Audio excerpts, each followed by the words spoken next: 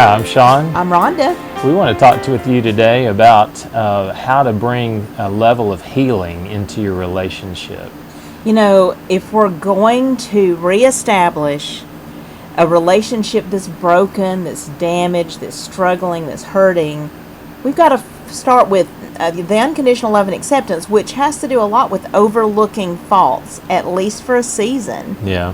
You know, there's a difference in avoiding issues and overlooking faults, and we need to be able to not, kind of call our spouse on the carpet over every little infraction that they have, because we are imperfect, and so we need to be able to have that ability. Right. And so, if you are struggling in your marriage and there's a lot of negativity going on, one of the first steps, and there are several, but one of the first steps would be overlook faults. You want to go from negative to neutral. So you want to find some neutral ground where you're not picking at each other. The other person feels unconditionally accepted and loved by you. And, because of the damage that's happened, you can't just make the request that you would make in a healthy marriage. You have to kind of pull back to allow some healing and to reposition. So it's not about pretending like the issues are not there. Right. It's more about repositioning to be able to address them. Being in a position where your spouse feels loved and accepted by you, and they can already understand that they have some things they need to change. Your love and acceptance of them right where they are actually empowers them to then make the changes that need to happen. Once you go through a season of this, then your spouse may be healed enough to go forward, but then you'd have to go forward in a completely different way because there's a lot of expectations in place.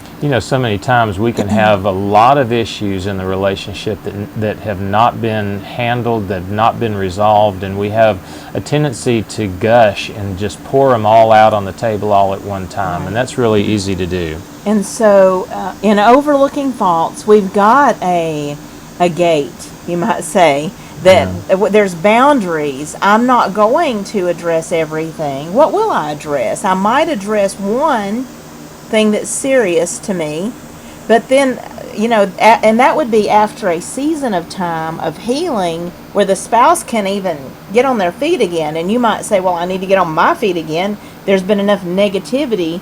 Well, it depends on who's working on the marriage as to who does what. If both people are, that's amazing. You'll get a long way faster.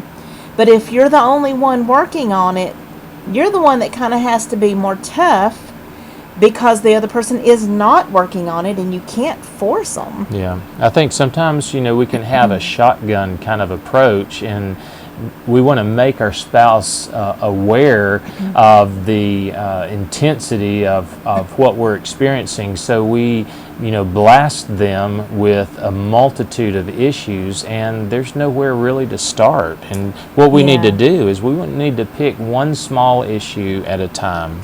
Yeah, a lot of people mess up because they're trying to address everything. Yeah. And that doesn't go well. Yeah. It basically says to the other person, I'm not happy with you the way you are. That's right.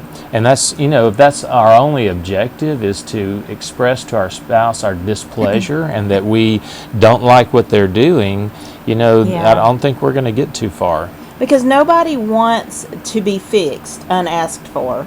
It's different when your spouse is offering to give you what you want. Right. But if your spouse does not offer it, it is not your place to take it, to demand it and insist on it.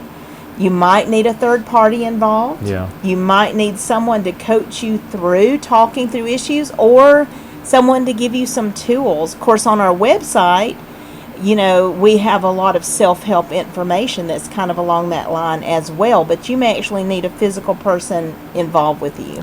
Think about how God began a relationship with us. He reached out to us and sent His Son to love us right where we are, and by our accepting His love for us in our state of rejecting Him, that drew us to Him and made us want to do the things that please Him. It works the same way in the marriage. Yeah, because we have to go through a phase when the relationship is damaged of drawing the other person to ourselves. Right. And that doesn't happen by communicating, I don't like you. Right.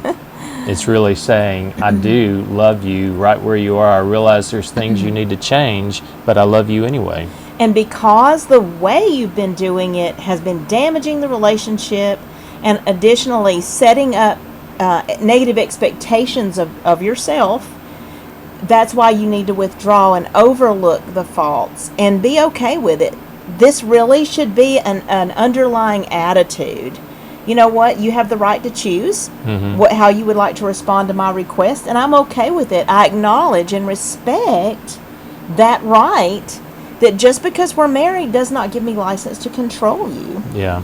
Man, that's a key thing right there, is that we're not taking the position that I am Lord over my spouse, or have this parent-child kind of relationship with our spouse, and let them make their own choices.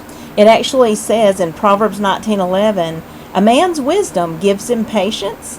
It is to his glory to overlook an offense. Wow. There's a place for that in the There marriage. is. And this is not avoiding it. This is overlooking and forgiving.